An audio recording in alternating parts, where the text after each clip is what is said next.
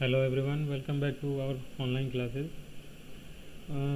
इस क्लास में हम आज वेक्टर क्वांटिटीज़ के बारे में पढ़ेंगे कि वेक्टर्स क्या होती हैं और वेक्टर्स का रिप्रेजेंटेशन हम कैसे करते हैं, वेक्टर्स का एडिशन क्या होता है और resultant of the vector and product of the vectors कैसे कैलकुलेट किए जाते हैं। ठीक है, तो ये सारे टॉपिक जो हैं आज के वो ऑनवर्ड क्लासेस के अंदर हम देखेंगे। ठीक है, तो सबसे पहले हम स्टार्ट करते हैं बेसिक से। What is vector. तो वेक्टर्स और स्केलर क्वांटिटीज़ के बारे में हम पहले ही जान चुके हैं, पहले ही पढ़ चुके हैं कि स्केलर क्वांटिटीज़ क्या होती हैं। Scalar quantities are those quantities which do not need any direction to define them completely. यानी कि अगर हमारे पास में सिर्फ उसका मैग्नीट्यूड और यूनिट है तो उसको हम कम्प्लीटली डिफाइन कर सकते हैं, लेकिन for vectors we have to specify a particular direction along with its magnitude and unit। लेकिन वेक्टर क्वांटिटीज़ के लिए हमें क्या करना पड़ता है, उसको जो मैग्नीट्यूड और यूनिट है उसके साथ साथ में हमें डायरेक्शन भी डिफाइन करना ज़रूरी है। जैसे सपोज़ करिए स्केलर क्वांटिटीज़ के अंदर हम बात करें तो सपोज़ करो हमने कहा कि किसी ऑब्जेक्ट का मास जो है वो है 4 kg। तो 4 kg मास ने इतना कह देना ही मास के लिए कम्प्लीटली डिफाइंड है। मतलब अगर हम कहते हैं कि इस ऑब्जेक्ट का मास 4 kg है तो इसका मतलब अब उसको डिफाइन करने के लिए अब हमें और कोई एक्स्ट्रा एडिशनल जो इन्फॉर्मेशन है, एडिशनल इन्फॉर्मेशन की ज़रूरत नहीं है। हमने कहा ये ब्लॉक रखा हुआ है, ये ब्लॉक का मास है 4 kg। तो इसका मतलब क्या हो गया कि यहाँ पे 4 जो है ये मैग्नीट्यूड आ गया, मैग्नीट्यूड ऑफ द मास, और ये जो केजी है ये इसके लिए यूनिट का रिप्रेजेंटेशन कर रही है। तो ये दोनों क्वांटिटी को कंबाइन करके हम मास एक फिजिकल क्वांटिटी बना सकते हैं जो कि एक स्केलर क्वांटिटी है। लेकिन अगर इसी की जगह अगर हम कहें कि वेलोसिटी हम पहले भी देख चुके हैं, पहले पढ़ चुके हैं कि स्पीड और वेलोसिटी में डिफरेंस बेसिकली यही होता था कि स्पीड जो है वो एक स्केलर क्वांटिटी होती है जबकि वेलोसिटी जो है वो वेक्टर क्वांटिटी होती है। अब वेलोसिटी और स्पीड में बेसिक डिफरेंस क्या चीज़ है। डिफरेंस इसका ये है कि वेलोसिटी को डिफाइन करने के लिए हमें मैग्नीट्यूड और यूनिट के साथ साथ उसको डायरेक्शन का भी बताना हमें ज़रूरी है। तो डायरेक्शन का बताने का मतलब क्या हो गया कि जैसे सपोज़ करो कोई ऑब्जेक्ट है, ये सपोज़ करो हमने कहा ये कोई भी ऑब्जेक्ट है पर्टिकुलर किसी स्पीड से चल रहा है। मैंने कहा कि ये 4 मीटर पर सेकंड की स्पीड से चल रहा है, लेकिन 4 मीटर पर सेकंड की स्पीड से अभी ये किसी भी डायरेक्शन में चल सकता है। ठीक है, अगर हम इसको डायरेक्शन के अकॉर्डिंग इसको डिवाइड करने की कोशिश करें तो देखेंगे अब ये 4 मीटर पर सेकंड जो है ये नॉर्थ डायरेक्शन में भी जा सकता है, कि इसका मन करेगा तो ये ईस्ट में भी जाएगा, इसका मन करेगा ये साउथ में भी जाएगा, और ये वेस्ट में भी जा सकता है। 4 मीटर पर सेकंड कहीं पर भी हो सकता है।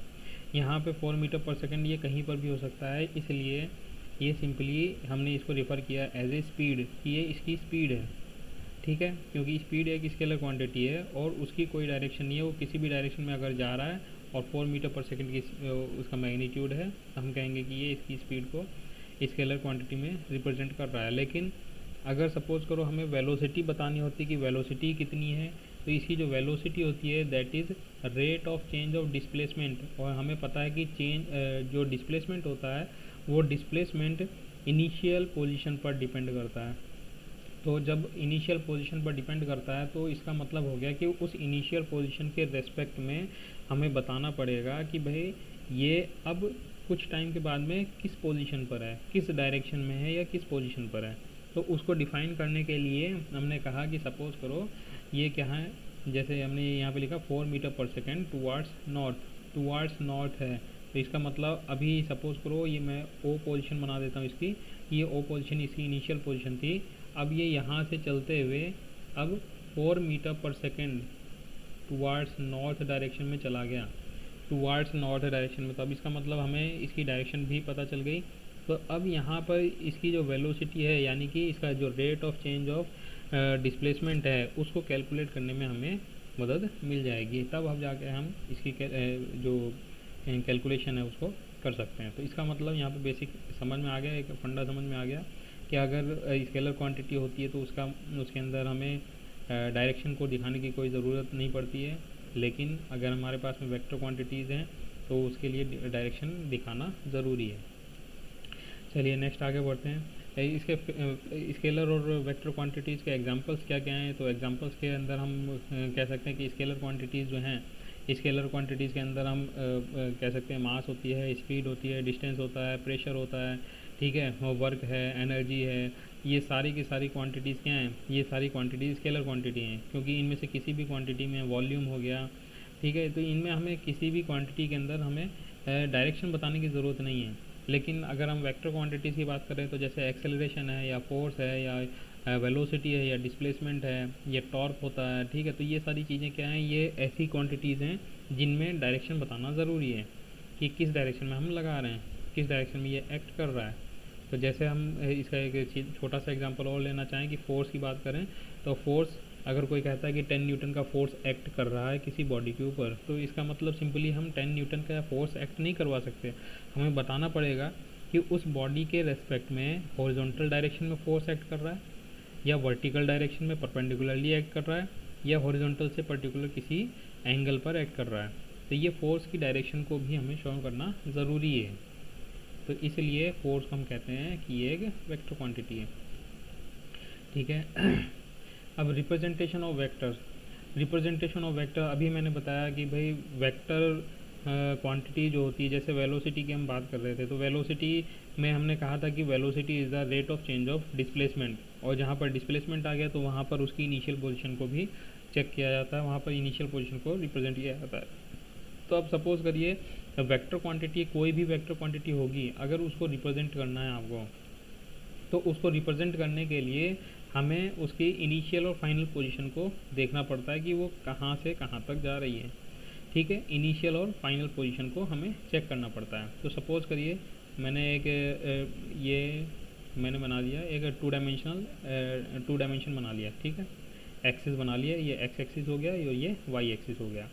अब मैं कह रहा हूँ कि यहाँ पे कोई पर्सन है, वो पर्टिकुलर किसी डायरेक्शन में मूव कर रहा है, तो मूव कर रहा है, लेकिन इसने इस पॉइंट से चलना स्टार्ट किया। मैंने कहा ये पॉइंट है इसका ए पॉइंट से चलना स्टार्ट किया। अब ए पॉइंट से चलते चलते ये 45 डिग्री के एंगल पर चलता गया, और कुछ देर के बाद में ये बी पोजीशन तक पहुंच गया। तो इसका मतलब क्या हो गया, इसकी फाइनल पोजीशन तो आ गई बी, इनिशियल पोजीशन थी ए। तो अब यहाँ पर अगर हमें फाइंड आउट करना हो कि इसका डिस्प्लेसमेंट कितना होगा, तो ये डिस्प्लेसमेंट सीधी सी बात है, पहले कहा हमने कि भाई displacement is a vector quantity, तो इसको डिफाइन करने के लिए हमें डायरेक्शन को भी दिखाना ज़रूरी है। अब उसको हम रिप्रेजेंट कैसे करेंगे, रिप्रेजेंट करने का तरीका क्या है कि इसकी जो पोजीशन ए है, ग्राफिकली बता रहे हैं इसको अभी, ये ग्राफिकली रिप्रेजेंट करने का तरीका ये है कि पॉइंट इसकी इनिशियल पोजीशन ए और फाइनल पोजीशन बी, दोनों को हम एक स्ट्रेट लाइन या स्ट्रेट एरो के साथ में इसको मिला देंगे, ज्वाइन कर देंगे। तो ज्वाइन करने पर इस एरो की जो लेंथ आएगी, ये जो लेंथ आएगी, लेंथ ऑफ द एरो जो है, ये लेंथ ऑफ द एरो कहलाएगा मैग्नीट्यूड ऑफ द डिस्प्लेसमेंट। और इसकी जो डायरेक्शन है, ये देखो ये डायरेक्शन हमने एरो के साथ में रिप्रेजेंट की है, तो ये जो डायरेक्शन है, ये डायरेक्शन बताएगी कि ये इनिशियल पोजीशन से किस डायरेक्शन में ये गया था। तो हमने कहा कि मान लो कि अगर ये हॉरिजॉन्टल से थीटा डिग्री के एंगल पे थीटा डिग्री का एंगल बनाते हुए इसने मूव करना स्टार्ट किया था, तो हम कहेंगे कि ये एल लेंथ, हमने कह दिया ये मान लो ये लेंथ है इसकी एल लेंथ तक इसने डिस्टेंस जो है वो ट्रेवल करी, लेकिन किस डायरेक्शन में, हॉरिजॉन्टल से थीटा डायरेक्शन में। तो कोई भी अगर आपको वेक्टर क्वांटिटी को रिप्रेजेंट करना हो, तो रिप्रेजेंट करने का तरीका क्या है, ग्राफिकल रिप्रेजेंटेशन का तरीका है, एक स्ट्रेट लाइन बनाइए और उसमें एरो का निशान लगा दीजिए। ये रिप्रेजेंटेशन है, ग्राफिकल रिप्रेजेंटेशन, बार बार कह रहा हूँ मैं, ये ग्राफिकल रिप्रेजेंटेशन है किसी भी वेक्टर क्वांटिटी को रिप्रेजेंट करने का। यहाँ पे अगर मैं लिख दूँ ये ओ है, ये ए है, तो ये एक तरीके से ओ ए वेक्टर को रिप्रेजेंट कर रहा है, ओ ए वेक्टर। तो जो ओ ए वेक्टर होगा उसको हम इस टाइप से लिखेंगे, ओ ए लिख के उसके ऊपर में एक छोटा सा एरो बना देंगे, ठीक है, ओ ए लिख के उसके ऊपर एक छोटा सा एरो बना देंगे। अगर मैं कहता हूँ कि ये ओ जो है ये ओरिजिन है, ओरिजिन का मतलब क्या हो गया, ये है 0 0 पॉइंट, ठीक है, हमने क्या कहा, ओ जो है ये ओरिजिन पॉइंट है।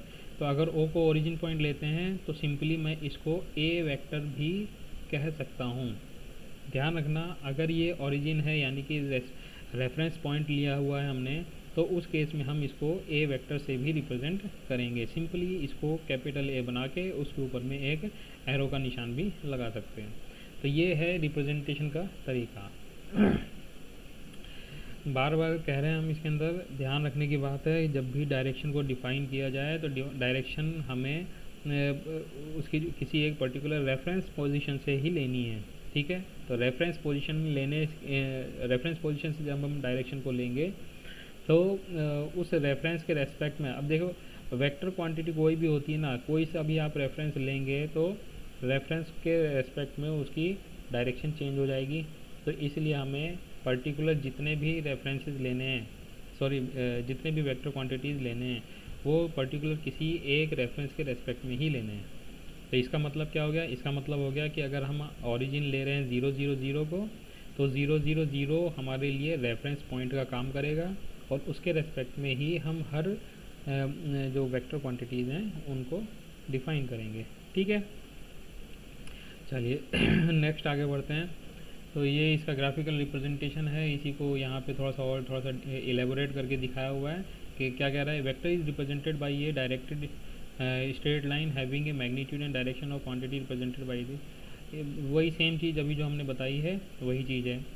ओके, अब एक आता है एंगल बिटवीन टू वेक्टर्स। अब सपोज करो दो वेक्टर क्वांटिटीज़ हैं, उनके बीच में अलग अलग एंगल बना हुआ है। तो हमें उनके बीच का एंगल फाइंड आउट करना हो तो वो कितना होगा। ये बेसिकली सिंपल मैथ है, वो आप लोग कर चुके हैं। जैसे सपोज करो हम कहते हैं कि एक वेक्टर क्वांटिटी है ए वेक्टर, ये ए वेक्टर जो है ये हॉरिजॉन्टल एक्सिस यानी कि एक्स एक्सिस के साथ में 30 डिग्री का एंगल बना रही है। और दूसरी वेक्टर क्वांटिटी है ये बी वेक्टर, ठीक है, ये बी वेक्टर, ये -30 डिग्री का एंगल बना रही है। -30 का मतलब क्या हो गया? अब ये एक्स से क्लॉकवाइज डायरेक्शन में नीचे की तरफ आ गई। तो अगर कोई पूछे कि वेक्टर ए और वेक्टर बी के बीच का एंगल कितना होगा, तो हम कहेंगे कि सबसे पहले आप एक एक्स एक्सिस ड्रॉ कर लीजिए। ये आ गया एक्स एक्सिस। अब एक्स एक्सिस से 30 डिग्री के ऊपर वेक्टर ए को ड्रॉ कर लीजिए। ये हो गया वेक्टर ए, ठीक है। ये कितने डिग्री का एंगल था? यहाँ पे हम लिख देंगे ये 30 डिग्री का एंगल है। और एक्स एक्सिस से ही -30 डिग्री का एंगल बनाएंगे, जिस पे हम कहेंगे कि ये है बी वेक्टर। तो अभी ये वाला जो एंगल है ये है -30 डिग्री। तो अगर कोई पूछे कि वेक्टर ए और बी के बीच का एंगल कितना है, तो हम कहेंगे कि ये 30 और प्लस ये 30, टोटल कितने डिग्री का एंगल हो गया? ये हो गया टोटल 60 डिग्री का एंगल। क्लियर है? तो इस तरीके से हमें सिंपल सा कैलकुलेशन करना है। What is a negative of vector? अब देखिए नेक्स्ट आता है negative of vector. Negative of vector का मतलब क्या हो गया कि सपोज़ करो कोई ऑब्जेक्ट जो है एक पर्टिकुलर डायरेक्शन में 4 मीटर पर सेकंड की स्पीड से चल रहा था। मैंने कहा ये डायरेक्शन है ईस्ट, ठीक है, ईस्ट वार्ड्स चल रहा है, टुवार्ड्स द ईस्ट। तो इसका मतलब क्या हो गया कि 4 मीटर पर सेकंड की स्पीड से ये ईस्ट यानी कि पूरब की डायरेक्शन में कोई पर्सन है या ऑब्जेक्ट है वो चल रहा है, ठीक। अब नेगेटिव का मतलब क्या हो गया? नेगेटिव का मतलब हो गया कि इसकी जो डायरेक्शन है वो जस्ट इसके अपोजिट हो जाए। मतलब अगर अब हम कहें कि ये कुछ दूरी तक चलने के बाद में अब ये यहाँ से अपनी ही डायरेक्शन में रिवर्स हो जाता है और बैक डायरेक्शन में चलने लगता है। बैक डायरेक्शन में 3 मीटर पर सेकंड की स्पीड से चल रहा है। अब देखो अगर हम यहाँ पे इसको ओरिजिन पॉइंट ले लेते हैं, तो पहले तो ये ईस्ट डायरेक्शन में चल रहा था, लेकिन अब जो है ये 3 मीटर पर सेकंड की स्पीड से वेस्ट डायरेक्शन में चलने लग गया। तो इसका मतलब क्या हो गया? ईस्ट और वेस्ट इन दोनों के बीच में कितने डिग्री का एंगल बन गया? 180 डिग्री का एंगल बन गया। तो इसका मतलब क्या हो गया कि अगर हमें किसी भी वेक्टर क्वांटिटी का नेगेटिव वेक्टर लेना है, तो ग्राफिकली हम क्या करेंगे? उस एरो को 180 डिग्री अपोजिट घुमा देंगे, रोटेट कर देंगे। सिंपली ये इस डायरेक्शन में था, मैंने कहा ये ए वेक्टर है, तो मुझे अगर नेगेटिव ऑफ ए निकालना है, मैं क्या करूँगा? इसको इसी पॉइंट से रिवर्स डायरेक्शन में घुमा दूंगा। मैंने कहा ये जो है माइनस ए वेक्टर है। आ गई बात समझ? ये जो हो जाएगा ये माइनस है। अब देखो ए वेक्टर राइट साइड में जा रहा था लेकिन माइनस ए लेफ्ट साइड में जा रहा है। ध्यान देने की बात यह है कि यहाँ पे इनकी जो जो ये लेंथ है इसकी और इसकी जो लेंथ है, ये दोनों लेंथ सेम रहनी चाहिए। ये लेंथ में कोई फ़र्क नहीं पड़ेगा। अगर हम ग्राफिकली रिप्रेजेंट कर रहे हैं तो इनकी लेंथ में कोई भी डिफरेंस नहीं आएगा। ठीक है, तो नेगेटिव वेक्टर क्या चीज़ है? नेगेटिव वेक्टर सिंपली माइनस से किसी भी वेक्टर क्वांटिटी को आप मल्टीप्लाई कर देंगे तो वो उसका नेगेटिव वेक्टर कहलाता है। दूसरी चीज़, अगर किसी वेक्टर क्वांटिटी को नेगेटिव या माइनस से मल्टीप्लाई करते हैं तो वो उसकी डायरेक्शन को जस्ट 180 डिग्री अपोजिट रोटेट कर देती है। ठीक है, नेक्स्ट आता है equality of vector. Equality of vector का मतलब क्या हो गया कि दो या दो से ज़्यादा वेक्टर जो हैं अगर वो मैग्नीट्यूड और डायरेक्शन में सेम होंगे तो हम कहेंगे कि वो सभी वेक्टर इक्वल वेक्टर्स हैं। अगर दो या दो से ज़्यादा वेक्टर क्वांटिटीज़ मैग्नीट्यूड और डायरेक्शन में सेम हैं तो हम कहेंगे ये सभी वेक्टर्स इक्वल वेक्टर्स हैं। कोलिनियर वेक्टर्स, कोलिनियर का मतलब क्या हो गया? कोलिनियर यानी कि एक ही लाइन में, एक ही लाइन के अकॉर्डिंग। तो सपोज करो मैंने कहा ये है वेक्टर ए और ये है वेक्टर बी। अब देखिए वेक्टर ए और वेक्टर बी दोनों की डायरेक्शन सिमिलर है, दोनों एक दूसरे के पैरेलल हैं, लेकिन मैग्नीट्यूड इनका सेम नहीं है। क्यों? कैसे पता चला? कि हमने देखा कि वेक्टर ए का जो लेंथ है वो वेक्टर बी की लेंथ के कंपैरिजन में छोटी है। तो हम कह रहे हैं कि वेक्टर ए और बी दोनों की डायरेक्शन तो सेम है लेकिन मैग्नीट्यूड इसका सेम नहीं है। तो इस केस में हम इन दोनों को कहेंगे कि ये दोनों वेक्टर क्वांटिटीज़ कोलिनियर वेक्टर्स हैं। इन्हें इनके आपस में बीच में मतलब इनका एक रिलेशन हम निकाल सकते हैं। ये रिलेशन होता है vector A is equals to lambda of vector B. Lambda का मतलब क्या हो गया? लेमडा यहाँ पे कोई भी कांस्टेंट नंबर है, कोई भी स्केलर क्वांटिटी, जैसे 5 हो गया, 10 हो गया, 20 हो गया, कुछ भी नंबर, सिंपली नंबर है, उसको हमने मल्टीप्लाई कर दिया। ठीक है, तो ये एक तरीके का एक रिलेशन है दो कोलिनियर वेक्टर्स के बीच में रिप्रेजेंट करने का। को इनिशियल, नेक्स्ट आता है को इनिशियल। को इनिशियल का मतलब जैसे इसका नाम जो है, नाम सजेस्ट कर रहा है को इनिशियल, यानी कि एक ही पॉइंट से स्टार्ट होने वाले वेक्टर क्वांटिटी। तो अगर दो या दो से ज़्यादा वेक्टर क्वांटिटीज़ एक ही पॉइंट से स्टार्ट हो रहे हैं तो हम कहेंगे वो सभी वेक्टर क्वांटिटीज़ को इनिशियल हैं। और को प्लेनर का मतलब हो गया कि सभी के सभी वेक्टर्स एक ही प्लेन में मौजूद हैं। क्लियर है? चलिए, यहाँ तक तो ये क्लासिफिकेशन ऑफ वेक्टर्स है और रिप्रेजेंटेशन ऑफ वेक्टर जो है ये हमने कर लिया। नेक्स्ट क्लास के अंदर हम वेक्टर्स के कंपोनेंट्स क्या हैं, उनको वेक्टर के डिफरेंट कंपोनेंट्स में हम कैसे डिवाइड करते हैं और वेक्टर्स को कैसे हम उसको ऐड करते हैं, उनके बारे में स्टडी करेंगे। Thank you.